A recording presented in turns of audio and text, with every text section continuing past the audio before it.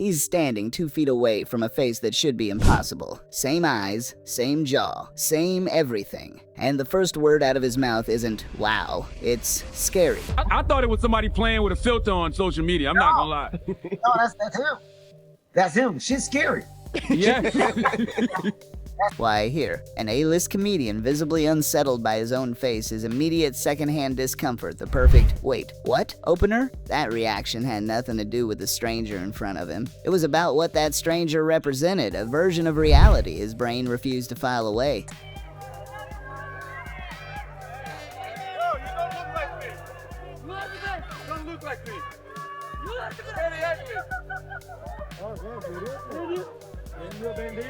Why here? Cold, blunt rejection from one of the most famous faces alive, socially jarring, instantly memeable, sets up the denial thread. One of the most recognized faces on the planet just looked into his own reflection and rejected it on the spot. Who are you? I'm the Terminator. Who are you? I'm the Terminator. I'll be back. I'll be back.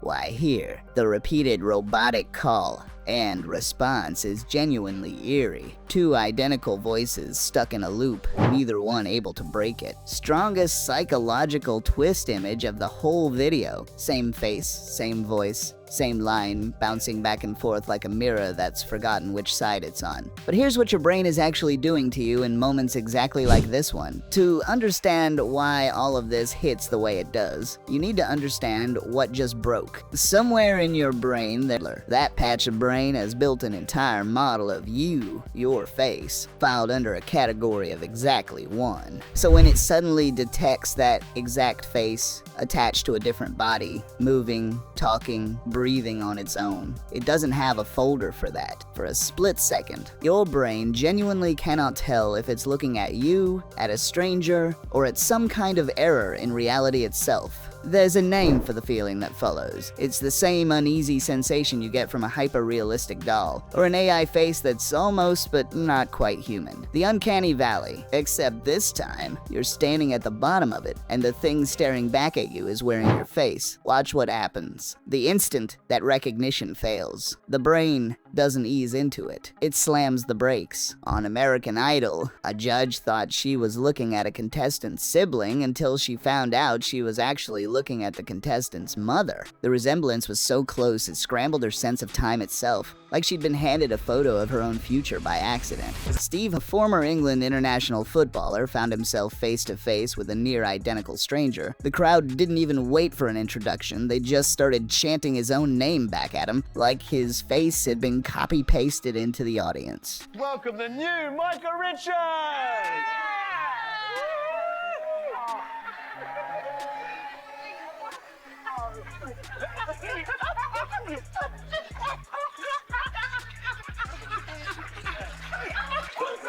Okay.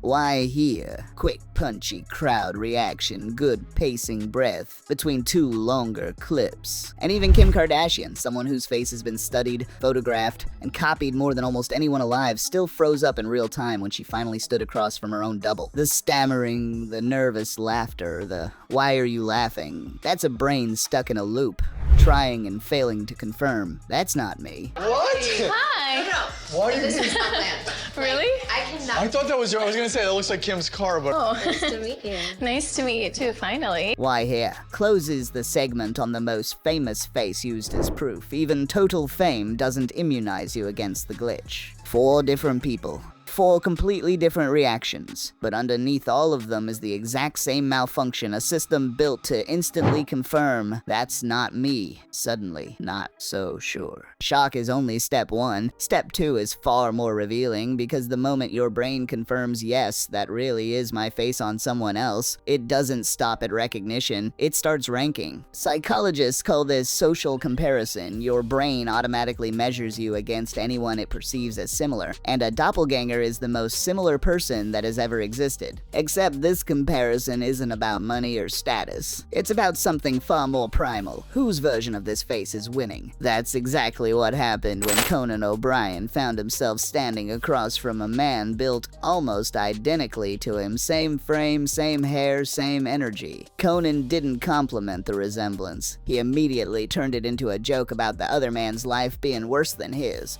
Dana, clearly your life is a living hell. Of all the celebrities to look like. Why here? Sharp, self-aware joke that doubles as an ego. Defense perfect example for the comparison theory just introduced. That's not cruelty, that's defense. If you can frame the comparison as, this version of me has it worse, your ego stays intact, even while your brain is quietly short-circuiting underneath. Some people handle it the opposite way by leaning into the merge instead of fighting it. When Benedict Cumberbatch ran into a man who could pass as his real-life double, the conversation got almost surreal. Both men discovered they shared the exact same first name, as if the universe wanted the comparison to be impossible to escape. So your name is Peter. I'm Peter, yes. You're Peter. Okay, Peter. And I'm Peter. Yeah. Why here? The same name coincidence is an absurd, almost surreal beat, great mid-segment tonal break. And then there's the reaction that opened this entire video. A 5-time Ballon d'Or winner staring directly into the face of his own double and instantly, instinctively, shutting the comparison down before it could even start.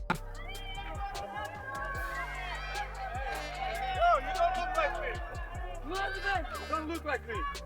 You very ugly. Why here? A deliberate callback to the cold open, recontextualizes the same clip now that the audience understands why he reacted that way. Strong retention device. Shock fades fast. Comparison happens almost instantly. But there's a third reaction, and it's the one nobody likes to say out loud. It's the fear that this other version of you might actually be better. Evolutionary psychologists call something close to this replacement anxiety a deep, ancient fear tied to survival. For most of human history, being replaceable could mean losing your place, your resources, your status in the group. Your brain doesn't know the difference between a literal rival and a guy who just happens to share your bone structure. So when Adam Sandler brought his real-life lookalike to one of his own movie premieres, he wasn't just being playful by calling the guy a younger, better-looking version of himself. He was saying the exact thing everyone in this situation is secretly afraid of and getting ahead of it with a joke before anyone else could. He's a younger, better-looking version of him. Move down there. Can we bring him over here? They're meeting for the first time. Yeah. Is it like looking in a mirror? It's a younger, sweeter, better version of me. Why here? Direct, on-camera articulation of the replacement fear, said as a joke. Perfect literal proof of the psychological point. On The Voice, John Legend sat in his judge's chair and watched a contestant walk out who looked like a literal upgrade of himself and said so, live on national television, before the judging even started. Like a taller, more handsome version of myself on stage. Why here? Same fear, different celebrity reinforces the pattern across multiple A-listers, builds the this isn't a one-off case. And then there's a quieter version of this fear one, so subtle most people don't even notice it happening. The slow, gradual blending of two identities until nobody, including the people involved, can fully separate them. Ben Stiller and Tom Cruise have worked together so many times, in roles so visually similar, that they joke about finishing each other's sentences, except neither of them can actually recall a single time it's happened. We've worked together for so long now, it's almost like, I don't know, it's kind of like we almost finish each other's sentences, kind of. I mean, I don't think we've ever finished each other's sentences. Why here? Closes the segment with the quietest, wait, that's actually unsettling moment humor masking a genuine identity blur. That's the quiet horror underneath all the laughing. It's not, what if there's another me out there? It's, what if nobody can tell us apart anymore, including me? So if meeting your double can triggers shock, ego threats, and a quiet existential crisis all at once, how does anyone survive that without falling apart? The answer is one of the oldest psychological tricks in existence. Turn the thread into an inside joke. Matt Damon and Mark Wahlberg have been mistaken for each other so often. Have you ever signed an autograph as Matt Wahlberg? Oh yeah. Why here? Concrete, funny proof of the turn it into a bit, coping strategy relatable and quotable. By turning confusion into a shared game, they removed its power to embarrass either of them. It's no longer people can't tell us apart, it's we have a bit. Margot Robbie and Emma Mackey do almost the exact same thing. When a fan congratulated Margot on a Netflix show that was actually Emma's, instead of feeling like a fraud, Margot leaned straight into it, and now it's become a running joke the two of them lean on every time it happens again. I was eating a burger at Apple Pen, and they were like, oh, I loved you in Sex Education. That show was so cool. We just started watching it and I was like, oh, I'm so sorry, it's not me. Why here? Funny, very human anecdote shows the coping mechanism becoming a genuine friendship bonding ritual. But not everyone gets standing in every one of these moments, and for them, this isn't a 30-second encounter. It's their entire life. Some people don't just resemble a celebrity by accident, they've built an actual career on it. There's a man whose entire job is looking like Ed Sheeran. When a production couldn't book the real Ed Sheeran for every day of filming, they called this man instead, and he stepped into Ed Sheeran's exact role in Ed Sheeran's exact movie, playing a version of Ed Sheeran most audiences never realized wasn't actually him. I could only, when I filmed the Bridget Jones film, I could only do 1 day instead of 2, so they cast him for the second day. And he actually cops off with Bridget. Why here opens the lookalike as a job angle with a concrete, almost absurd real-world example. Now, think about what that does to a person's sense of self. Every single day, strangers don't see you, they see someone else, layered on top of you, and they react to that person, not to the one actually standing there. That blur gets even more extreme when the resemblance is to someone whose fans are a little more intense. Taylor Swift's lookalike has been mistaken for the real thing so many times that fans have screamed, cried, and chased her down, and even after being told, in real time, that she's not Taylor, some of them simply cannot let go of what their eyes are telling them. It's just Ashley. Taylor, I love you so much. It's just Ashley. Why here? Emotionally charged to fans' genuine confusion. Devastation makes for one of the most secondhand cringe moments in the whole transcript. Sabrina Carpenter's lookalike has lived through almost the exact same thing, entire crowds losing it, screaming a name that isn't hers, in a wave of joy that has absolutely nothing to do with who she actually is. Sabrina, I love you.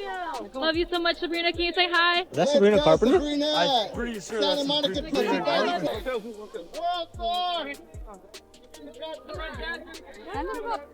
Sabrina, can I get a first?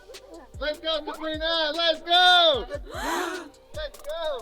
Why here? Repeats the fan delusion pattern with a different celebrity, reinforces this isn't an isolated incident. And for some lookalikes, the resemblance doesn't just blur their identity, it puts them in actual physical danger. Drake's lookalike has described being swarmed by crowds so intensely in cities like Miami that he now needs security just to walk down the street. Security for a life he didn't choose that belongs to someone else. It's like Miami's the craziest, but like I get swarmed on the streets. Like I gotta get security. Like it's getting to that point. Really? Yeah. Why here shifts the tone from funny to this is actually a serious problem. Emotional, psychological depth beat before the wrap-up. To prove how far this can go, one of Conan O'Brien's lookalikes actually walked the streets, introducing himself as Conan O'Brien to total strangers, and almost everyone believed him instantly, without question. Brian, how you doing?